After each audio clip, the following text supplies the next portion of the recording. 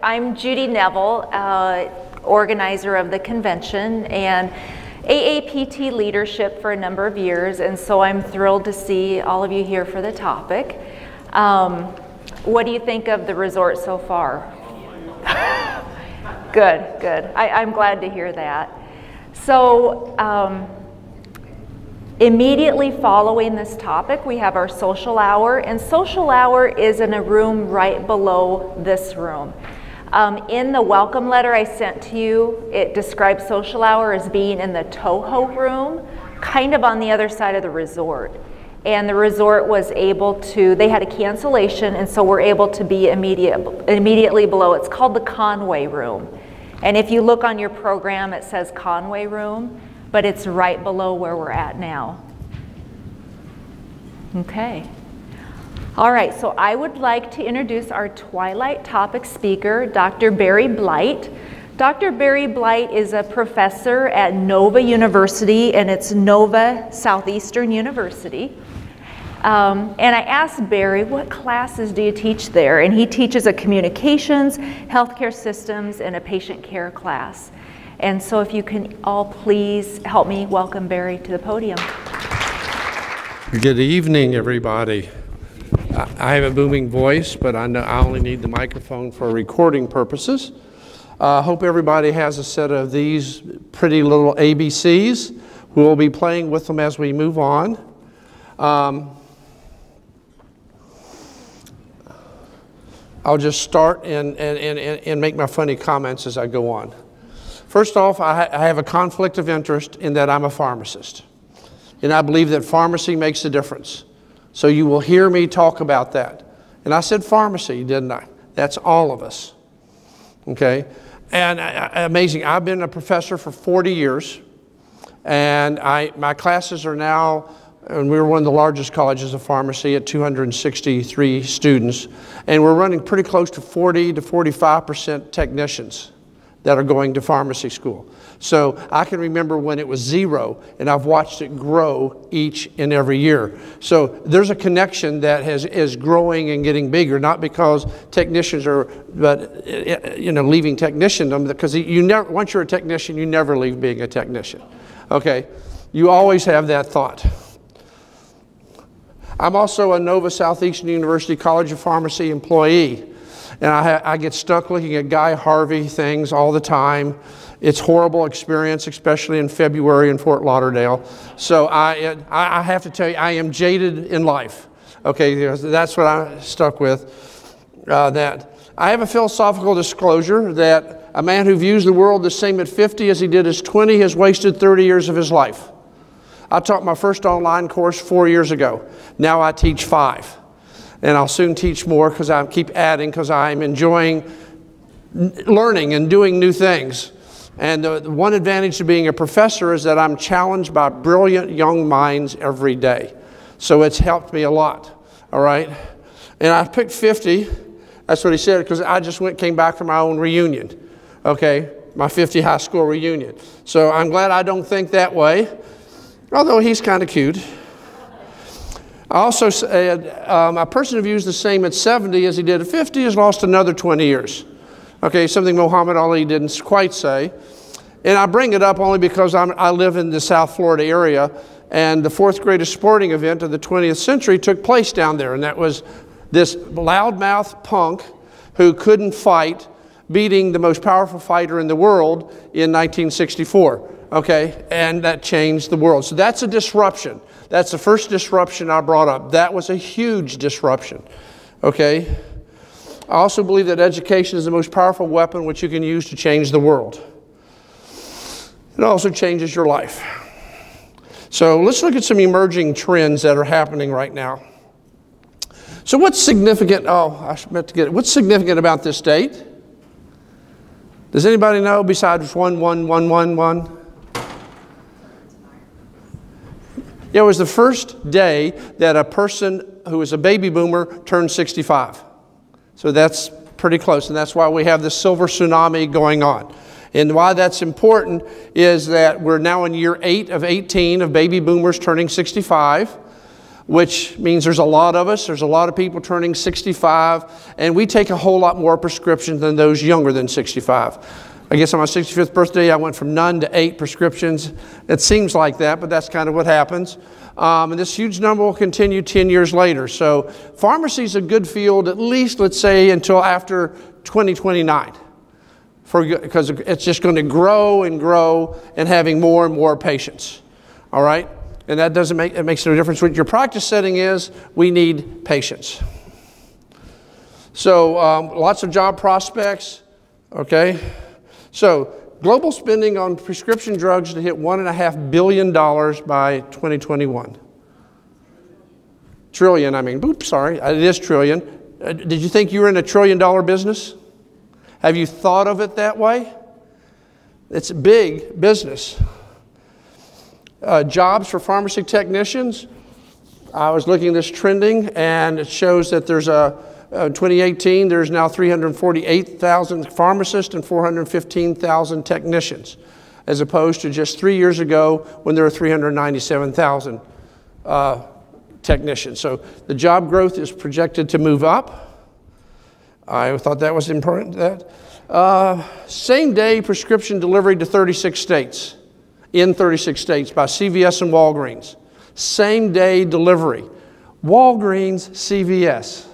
Some of you are probably already doing this. Others are just hearing about it. Why are they doing this? Yeah, well, money, but fear of Amazon. Okay, because Amazon will have 2-hour delivery.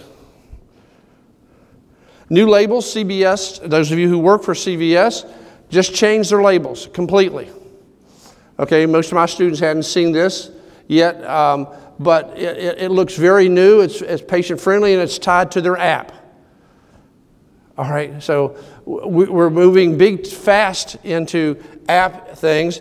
Now this mimics the universal medication schedule, which is here, which is something that's being pushed all around the world. Instead of saying 3 times a day, you say at 8, 12, and 6.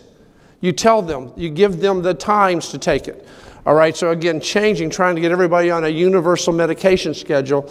And you can see it makes it a whole lot simpler when you look at the left-hand side. Anyone seeing these things yet? I just saw it on a TV ad last night for Amazon. Okay, that's PillPack. Look at that nice little container. It sits on your countertop instead of in your medicine cabinet.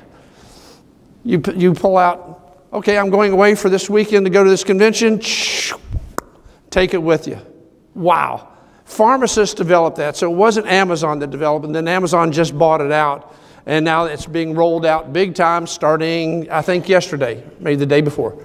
And so the world is changing so fast, it's hard to keep up. So let's get out our little cards there. That's me and my wife. We spent July 4th at the Mount Rushmore. I kind of like schmaltzy things. So I'm going to ask you a couple questions. Through what genre was the first black-white kiss on network TV, where a black person and a white person kissed on TV? What show was it on? What type of show? Variety, Western, comedy, science fiction, or cartoon? You changed your answer. Oh, you found it. Okay, I see a variety of answers. It was science fiction. James T. Kirk and Lieutenant Uhuru. This was a huge disruption in the world. If some of you who were around at that time understood, it was the only thing talked about the next day. The network almost got the plug pulled on the entire network. It was a huge disruption. Sorry, the lighting doesn't come up because Lieutenant Uhuru is actually a very beautiful woman. So how long after the transcontinental telegraph was completed did the Pony Express survive? Those who had learned, we had that Pony Express that used to go from St. Joseph to Sacramento. Well, the telegraph went the same way. So how long after it was completed did the Pony Express survive as a business? 48 hours, 48 days, 4 months, 4 weeks, 4 years.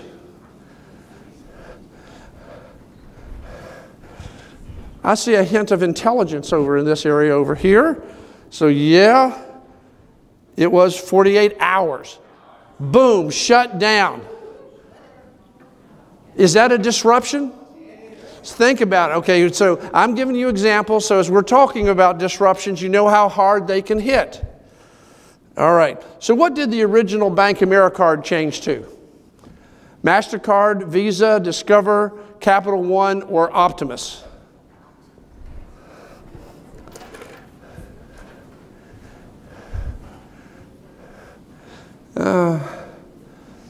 Starting to get some answers. Okay. Looks good. It was Visa.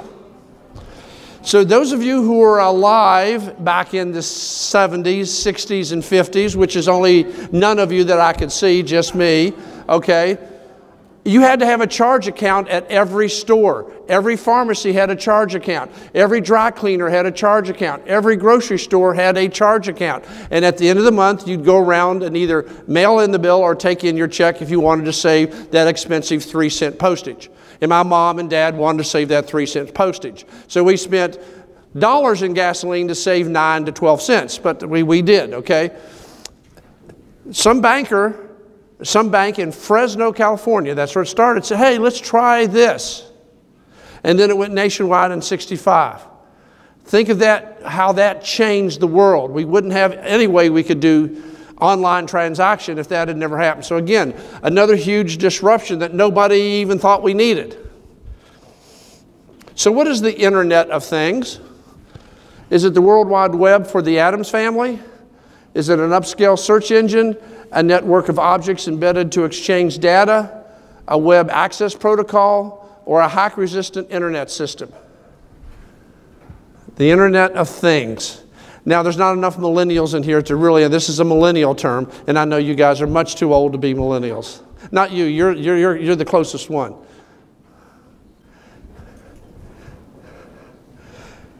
See. So it is a network of objects.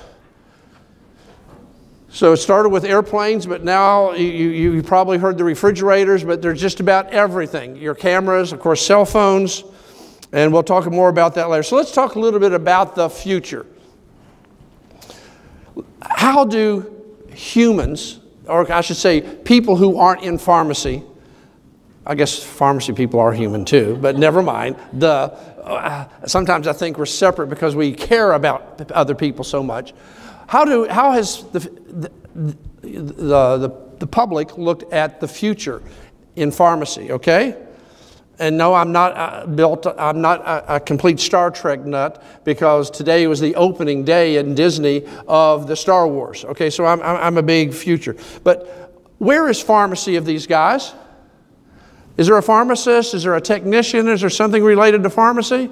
So in the 1960s, we didn't exist anymore. When they looked at the future, our profession didn't exist. We didn't have jobs. We weren't around. Okay, Doc took care of everything. All right, how about 1980? Any pharmacists here? Any pharmacy technicians here? No. Okay, well, let's try another one. How about 2016? Oh, so when the public thinks of the future, they're not thinking that we're there. Let's put that in. Now, how have we as pharmacy looked at our own future, okay? In the 1950s, this was the future. If you've never seen one of these Rexall drugs, it was gorgeous. It was in every town, every little town. There's still one, it's not open, it's a souvenir shop down in Dania Beach, which is in South Florida, but it's the only one I've seen. I don't see the orange brick anymore, but it was beautiful. In the 1960s, this is the way we looked at pharmacy in the future. He actually designed it by taking a Colonel Sanders bucket, cutting it in half, and put it on top of each other, okay? That's in Lexington, Kentucky, and I got to work on that for a while. In 1970s in Berryville, Virginia, office-based pharmacy. Yes, there were technicians working in office-based pharmacy. They didn't have to fill prescriptions. They were busy taking care of data. Oh, there's no computer, but we still had data back then, if you remember. In the 1980s, it was Eckert's. Those of you who remember Eckert's, they designed the way all pharmacies were for 20, 30 years. You work at Eckert's. Oh gosh, one must have stayed open long. Yeah. Yeah, Eckert's is founded down here in Clearwater, Florida. Yeah, Jack Eckert, yes. Eckert College is still going strong. In 2010, you can kind of see the new ones. Orlando has a lot of the brand new stores here because almost everything's new here. So this is the way we've looked at it. In hospitals, well, that's the University of South Florida Pharmacy. It's very always sure that's right down in Tampa. Health Hub.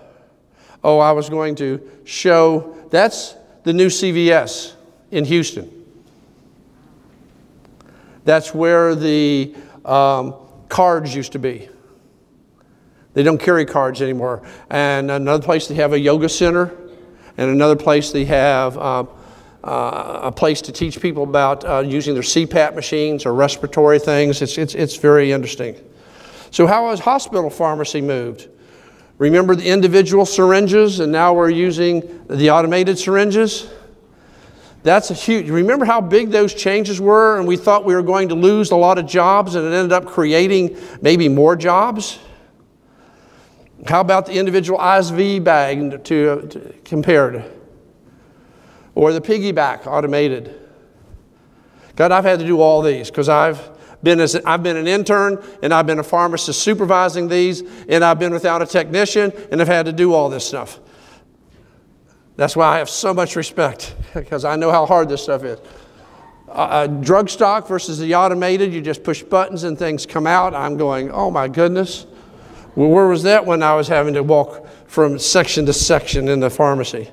And then, of course, inpatient fill versus the automated fills. And then, of course, the safety, looking at barcodes.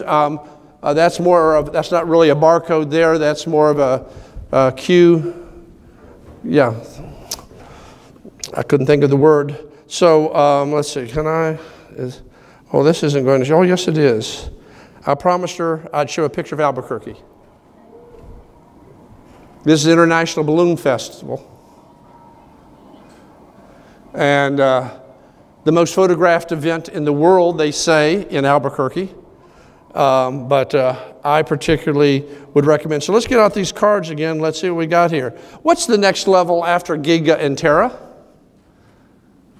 Is it Yoda, Zeta, Exa, Peta, or Femto? Yeah, Yoda just sounds interesting, doesn't it?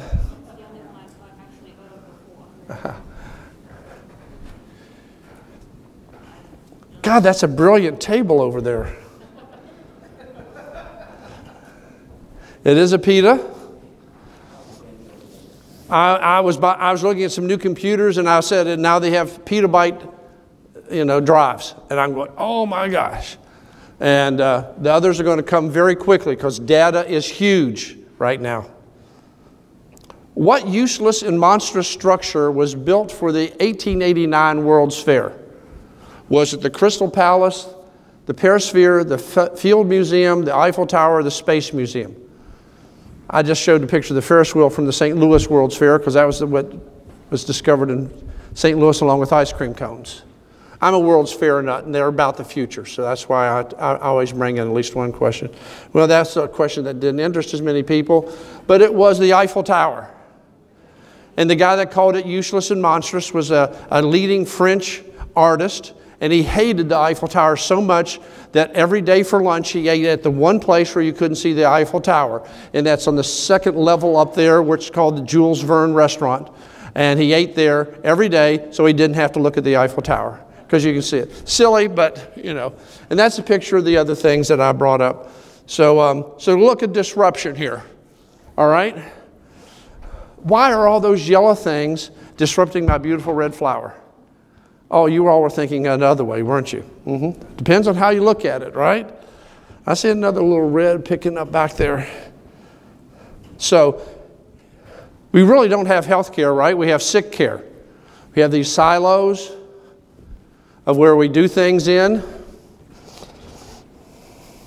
plus new access. I don't talk a lot about any politics, and I'm trying not to, but the Affordable Care Act took a lot of people out of being uninsured to being insured. And if you're insured, you get prescriptions filled. And if you get prescriptions filled, you get jobs to my students and my technicians, and I kind of support that. So I'll just say, so there you get unprecedented access going since 2010, plus unprecedented cost, $2.8 trillion. Now that was a 2017 figure. I just looked at my 2018 figure, and it's 17.9% of the gross domestic product. Whew. I mean, I like being in that business, but that's a little high, even I think. And 80% of the dollars can be being treated. We're treating preventable diseases. This is why people are getting into it. This is why Warren Buffett is interested. This is why Jeff Bezos is interested. Everybody likes a piece of that big $1 trillion pie, okay? So what does that eagle? It means changes are coming.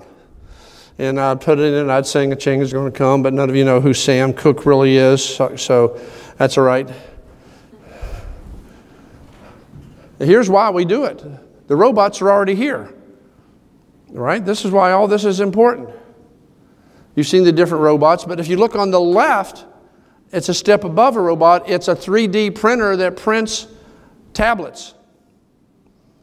And I've actually seen it do that. We have one in our building, a 3D printer that'll print tablets. And it's just interesting. It brings in, and it makes the chemicals. It doesn't have the drug in it to make the tablet. It actually makes the drug. And there's only one drug that's approved to do it, but it can do others. So if you think, just when you think you know it all, it changes so fast I don't know anything. So there's a lot of technological disruption going on. Our capacity is doubling every year in technology in terms of what we can do, what we can store, what we can think. And it's predicted that by the end of 2020, it'll double every 6 months. So think of that technological capacity doubling and changing things. So it's what we call as a disruptive stress opportunity, and we either disrupt or we die, because that's why people are coming in with new things. So we talked about the telegraph, put the Pony Express out of business. PCs put the mainframes out of business. You can look at that. But it looks like it's some more, remember Borders, books, and Amazon? Boom, boom. Or how about taxis versus Lyft? You used to drive to Orlando Airport and it was a sea of yellow. Not now. Okay? None of the airports are. And besides having Lyft and Uber, they use surge pricing. And other people started picking that up really fast. You know, I haven't seen it at gas stations, but I hear talk that if you get your gas filled up during rush hour, the price will be 4 cents higher than if you get it filled up when there's nobody else getting their gas. All right. Disney uses it a lot. If you haven't gone to Disney while you're here, their prices are higher when it's more crowded. And today would have been one of the more crowded days, so today would have been very expensive, especially going to Hollywood Studios. Some of you have probably seen some of these other disruptions that are happening. Airbnb is the biggest competitor. That's why Sheraton and Marriott had to combine. You're going to see more people trying to compete. Airbnb's outdoing them all, large, very big. Spotify, music. I mean, you all, some of you use probably these things. I see more squares when I go shopping now in places than I see cash registers. Okay? Just right there, that little thing that's on, I'm going to call it a modem, but that really dates me, doesn't it?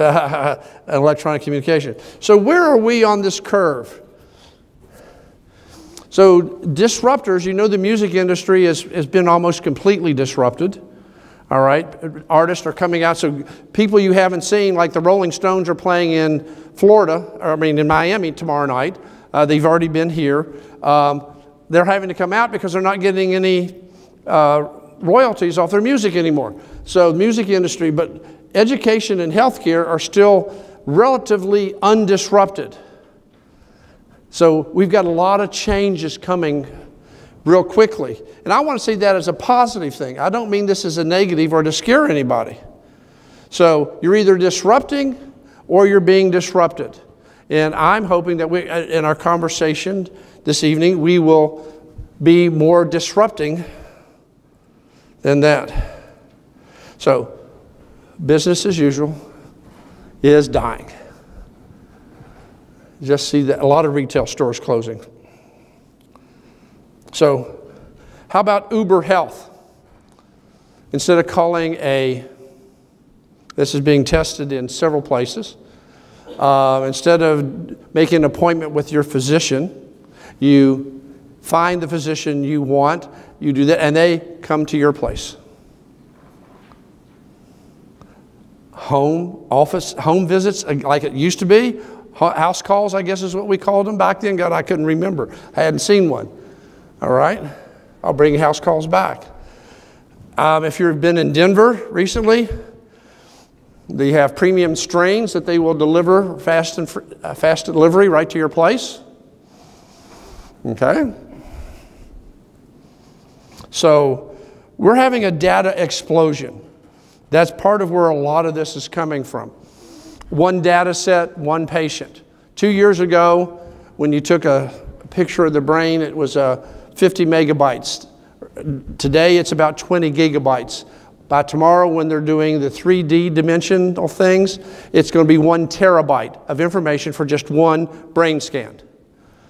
That's the machine that'll do that. Looks a whole lot better than an MRI, where you have to go in and be scared to death for a while. Just wheels it into your room, just zip, and you get a nice 3D picture of your brain. So think of that, 1 terabyte of data for one patient for 1 gram. So data is going to be huge. There's also things that are getting very small. You can see that penny there in the middle. That's the size of all this other stuff that's around it. It's a little micro lab that takes a microliter of blood and can tell if the patient has malaria, what type of malaria, what the genetics are, to see if they'll respond to the drug therapy, because there's certain drugs work in certain genotypes. Boom, 1 microliter of blood. Done in your pharmacy, because over 30 states allow pharmacists and pharmacies to do these kind of things. Right? So more data, more things for technicians and everybody to keep track of. Ever hear of Watson? This is the Jeopardy game where Watson kind of kicked the butt of some of the best Jeopardy players of all times. Watson is known as a supercomputer, and it's not quite artificial intelligence, but it's as close as you're going to get. But it was, after it beat them, they moved to the Sloan Kettering Cancer Institute in New York City, and they were able to diagnose certain cancers at a slightly higher, like 96% versus 95% accuracy for cancer specialists at Sloan Kettering, which blew the physicians away that the computer was that accurate, because it could access articles and information that hadn't been published yet, that was just in the mainstream getting ready. It was in the data, but it wasn't out for other people to see. Watson could get access to it. Some of the medical devices, they say that the first artificial device we're going to have is going to be contact lenses, where you have the computer right there on your eyes. So think of the nightmare we'll have as faculty when students are wearing contacts. That has all their answers right there if they want to, all right? No, think of how creative we have to be in asking questions that can't be applied to. That's the answer. We need to get better at what we do. So that kind of intrigues me. That's one I really like. How about some epidermal devices? Okay, little temperature sensors and all these things that help send signals back to your cell phone or some other docking station if you don't have one, or information station. It could now be Alexa. I didn't put that up, but Alexa has now been approved to do health information. Okay, it's HIPAA compliant. And you'll see it in more doctors' offices. You'll start seeing it in other places because they've got protocols in where they can keep the information private. And so imagine, instead of having somebody walking around and trying to find a chart, tell me what happened on May 28th, 2017 to such and such. Oh, and just reads the report right back to the physician right there. Wow. Okay. You can go back and do the same thing. You don't have to go back and look up a prescription. You can just ask. How many times has so-and-so gotten this prescription filled over the past year? You can look it up, but it takes a few keystrokes, right? Just ask a question without moving. Can look into the mirror and get your whole health profile, everything, boom. Tell you what your blood pressure is, what your temperature is, and all this stuff, and give you a prognosis on the day. I don't know if I like that mirror or not. It may tell me I'm sick, and I don't want to know. Or how about the high-tech toilet? My granddaughter thinks I have, poop on the brain sometimes because that's all she talks about. But still, it does the DNA. It's pretty cool. I think that's one of the slides you have. So how about customer delivery systems coming up? The Amazon Prime robots. They started that in Dade County, Florida, south of here. And they've got the drones that they're using in other places. Walmart is starting to use drones too. If any of you are working for a Walmart that uses a drone, I'd love to talk to you at the reception. But they found it very helpful bringing things from the store to the customer's car. But even though 80% of the United States population is within 30 miles of a Walmart, that's about a good distance for a drone. So they're poised. They just don't have all the licenses. Amazon applied for the licenses decade ago. So I did over health already. I don't know how that got in there twice. Okay, so what's next? If you're standing still, you're going backwards. So we have a Rogers theory of adoption of innovation.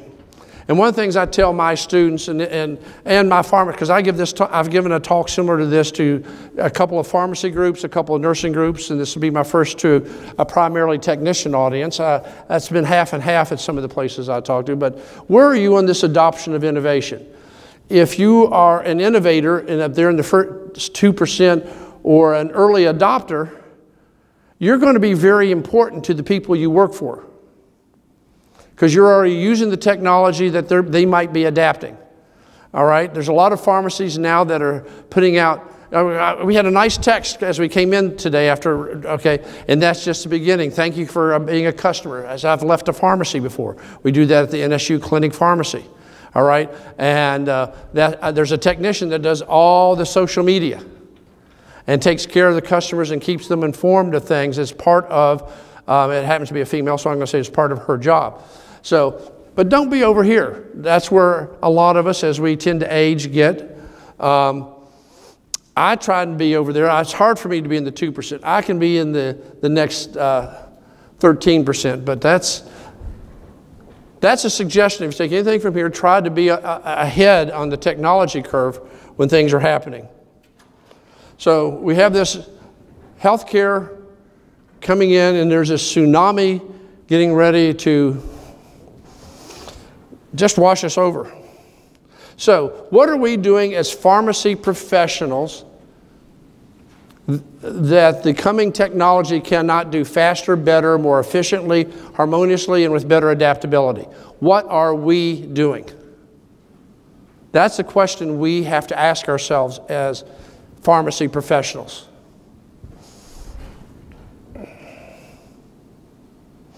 Let's think about it. So let's find meaning in some of these trends. So let's get out our audience response system first. This is the picture I took, Judy, right when you sent me an email. I happened to be in Cambodia at the time, and I was looking for Angelina Jolie, but oh, that was my wife instead. Okay, coming out, but what can I say? What is the interactive search engine that shows the exact location of every device connected to the internet? Is it an IoT plot, an InnerThing map, a Shodan map, a Divic map, or a Loca Connect? This is a millennial term. I know you know this one, sir. You haven't hauled up a card yet. Have I skunked you on all of them? Oh. It's called a Shodan map. I pulled this up about 2 hours ago to see where all the devices were connected. And lo and behold, there was one in the middle of the Sahara Desert. You can't quite see that. And one up in Greenland. Now, if I had a paid subscription to this data, I could have said how many iPhone 6 blah, blah, blahs are connected. And it would have showed me where those were. Is that getting pretty specific? Oh, show me those that were bought between April, blah, blah, blah, and it would show me, and it'd even get me down to that. So, Big Brother's not watching, we are watching ourselves. Okay, we are Big Brother. So I particularly like this because, again, everything. So I can say, how many refrigerators are there? How many cars? All right, so where is the tallest building in the world? Is it in New York, Taipei, Kuala Lumpur, Chicago, or Dubai? Oh man, he gets one. So, I hope you're right. Well, he knows. He's showing it right there, yeah. It is in Dubai. All right. Then I remember we're in the top 5 are all in the United States. Now that dates me. All right. So how many times has the USA had manned landings on the moon? 1, 2, 4, 6, 8. Good time to ask that question. I still remember that first one. 1 time, okay. We have E's and we have a couple D's. Oh, now that table back there is getting smarter. I can see that, all right. Yeah, we've actually been on the moon 6 times. With the next one scheduled for 2024, is that what I heard today? You get Cape Canaveral news here, so it's kind of nice coming to this area, which I do about every 3 or 4 weeks. I have a granddaughter who likes Disney and Universal. No, I like Disney and Universal. I just drag my granddaughter along, but she doesn't know that. In which city is there not a Disney park? Might as well be Paris, Shanghai, Hong Kong, Tokyo, or none of the above. They all have it. Oh, that must have been too easy. Okay. They all have it. So, let's look at ASHP, the American Society of Health System Pharmacists, put together through their Research and Education Foundation, have this thing that they do every year by getting a 150-member forecast panel. We want to forecast the future. So they bring in 150 of their top people from around the country, because it is generally felt that wise crowds are more accurate than individuals at predicting the future. Okay? How likely is it that the following will occur by the year 2022? 75% of health systems, entry-level pharmacy technicians will be supervised by senior-level pharmacy technicians. About 85% said that's likely to occur. Okay, that's happening some places. We had a conversation where you're already supervising technicians, but they said in 75% of the health systems. That's a big jump in just a few years. Okay, so technicians being in supervisory and advanced roles is a big thing. Many of you are in that, But it's not just tech checking tech, it's tech supervising tech, okay? At least 50% of the health systems will require accredited education and training for new entry-level technicians. Okay, this is not certification, this is education. All right? And about 81% said yes. Any of you here from Texas? I know they're starting to move towards having an AA degree here pretty soon. This is what God, who used to run the board, Gay, I can't think of her name, but anyway, she was wonderful. And then she said they're looking in about a decade, a BS degree. All right, so technician education, not certification, education is going to be upped by boards of pharmacy, obviously not your large employers. All right, so that's another big thing. Technicians are going to be doing more advanced things, so they're going to need more education. Now to go, oh God, I don't want to do that. What happened in pharmacy when we moved from the bachelor's degree to the doctor of pharmacy degree is nothing changed for the bachelor's degrees. Okay, they got to do everything. So it's not but people coming in will be required to make those changes. At least 10% of health systems will require certified technicians to have a baccalaureate degree. Okay? 52% said that's pretty likely, that at least 10% of the health systems will require a bachelor's degree. So that's health systems, not boards. So that means some of these directors are already thinking that way, already moving in that direction. That's why they said it's likely to happen. Formal technician residency programs will exist. A technician residency. Okay, that's something I hadn't even thought of until I read this, and I said, wow, that could be really helpful. If it's helpful to pharmacists, why wouldn't it be helpful to a technician? Okay, and 57% said likely. That's boom. I went, holy cow. That one surprised me. So this is data, as I said, by the year 2022, so that there will be formal. I haven't seen one yet, but I keep looking. I was hoping to be able to put one up there. Here's the first one. And there might be. I just don't have information. This is from 2021. This is different. At least 25% of health systems, health data generated by ambulatory patients, like wearable devices, your Fitbits, will be integrated into their electronic health record. Now, who's going to be working on that and doing that? The pharmacist or the technician? It's going to be mostly, I'd say, technician, because again, when we get into MTM, which I'm probably going to talk about later, and some of these other things, it's the data that you all help generate that allows some of these other things to occur. The data that you all keep track of, the documentation. So moving from being more dispensers to really helping with documentation and being involved right there and asking questions and doing things. That's why, again, formal training programs. So disruption, a lot of things happening.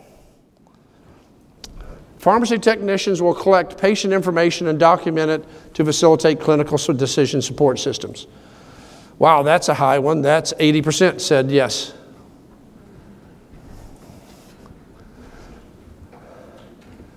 So if you're looking at the future, if that's for the disruptions that are occurring, it's going to be data. How do you gather data? How do you keep it together? Documentation, collecting, and maybe even analyzing it. Because you can analyze data, you just might not be able to make a clinical decision from that, although your input will be valued by many top-level clinicians. But this, again, am I saying, God, I need to know my statistics? I'm not trying to say that, but I'll say data analytics, which uses some statistical tools.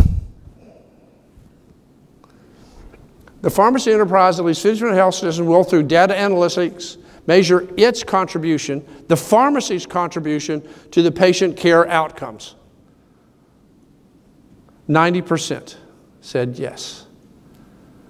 So when you leave a hospital, the pharmacy will know what role it played through the data that everyone's gathering and the analysis of that data, what contribution it made to the patient care outcome. All right, you know, just think of that. Okay, this is where I believe we are heading. Not only because they're saying it, but because that's what I'm seeing all over. Data, data, data, data. Most people look at Amazon as this predatory being, especially in pharmacy right now. There are a lot of scared people, especially the Walgreens and the CVS's. But then there's the others that look at this incredible data usage machine that Amazon is. You know, aren't you suspicious that every time you go on another website, something you looked at on Amazon appears on that website? Okay, I mean, it's just, that's been happening for a little over 2 years now.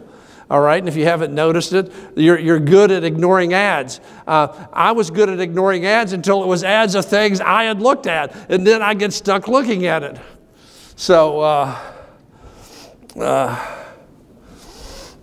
at least 25% of pharmacy technician time in health systems will be dedicated to managing robotic applications in medication preparation and distribution.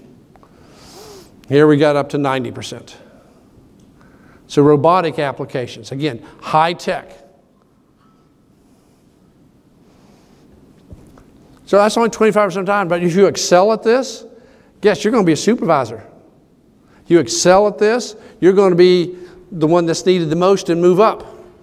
You're the one that's going to get the bigger raise. Okay?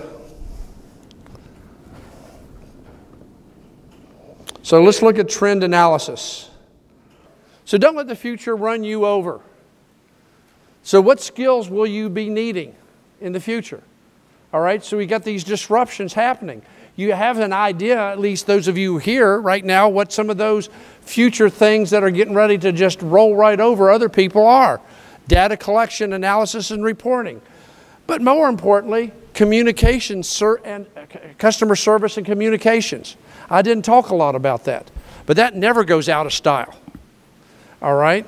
That's the one thing that a mail order place can't do, unless you get on the phone, and they're actually pretty dang nice, okay? But I still like person to person, and maybe that's part of my generation, but the part of communications I teach is how to communicate with other health professionals and how to take care of business in a pharmacy, like your technicians. All right, and I run a couple of examples. Since I'm a part-time pharmacist, well, I am a full-time pharmacist because I believe I practice pharmacy by teaching, but I'm a part-time community pharmacist. And because I don't call it a floater, I'm a surfer, because floating's passive, and there's nothing in pharmacy that's passive. It's all very active, right? You're all in pharmacy, you know we're active. All right, so I'm the Silver Surfer, that's my moniker, and that's what I go by, okay? And those of you who like the Fantastic Four know who I'm talking about. I always give the examples I use of when a customer starts yelling at a technician. I stand in the middle of that. Get right in between them and say, I think you need to talk to me. I get paid the most money. And you know, technicians like that. And that's what I teach my pharmacists to do. And most of them don't do that. I know that. Most of them go, hey, you're on your own. No, there's a lot of great pharmacists out there who take really good care of the people they work with, okay? So that's part of customer service and communications. So that's part of your key. What are your employer's policies? All right, most of us ignore policy. You know, you go through orientation, you go through this, but if you know the policy's better than your boss, and you know the changes that are coming down the pike, you become quite valuable. All right, it's simple. Again, it's data, it's information. I'm an old parliamentarian. I know policies very well. And I'll quote them back to my dean who's trying to say something to me. Of course, I change job every 5 or 6 years, probably because I'm that way. But it's been a good life. I've been a faculty member for 40 years. So And know what your performance measures are. How are you being evaluated? There needs to be, most of us just say, I think we're doing a good job. What are the exact measures by which you are being evaluated? And how might they change? And what input can you have in making those changes? Okay, so who are your corporate shakers and movers? All right, that's not necessarily your supervisor, is it? No, that's what a lot of people, those of us who've been working 15 or 20 years, and not that because we started at 9 like you, okay, but who makes the merit decisions? Who receives the reports that you have to fill in? It's not just your pharmacist you're working with, and it's not just that. So if you know this, then you can plan how to do better by doing that. And most people pay no attention to that. Data is only as important as a person reading it can understand it. And person A may understand exactly what you're doing, but the most important person, B, doesn't know what you're putting in, okay? Because person A said, do it my way, and that's not the way to do it. Stay connected. I even put AAPT because I was reading, as I was telling Judy, I was reading an article yesterday or this week about how AAPT has helped move technicians forward in terms of their responsibilities, and a lot of these changes that I'm talking about are because of organizations like this. American Pharmacists Association, I'm seeing a lot more technicians at APHA. Okay, and my state and local associations. We have, at the Florida Pharmacists Association, we had 4 separate tracks for technicians this past meeting. So out of the 900 people there, about 250 of them were technicians. Of course, we meet here in Orlando the first week in August every year, and people kind of like that. It's a nice vacation spot. But, not that you want to come here every year, but I'm just saying, so stay connected. By being here, by doing this, it really helps you. The best defense is a good offense. I'll say that. If I'm standing in front of a customer and they're getting upset at me because I interrupted them, yelling at a technician, that report's already off to my boss before that customer's left the store. And the boss goes, yeah, I heard about you had an experience there, ma'am, and why were you yelling at the technician? See?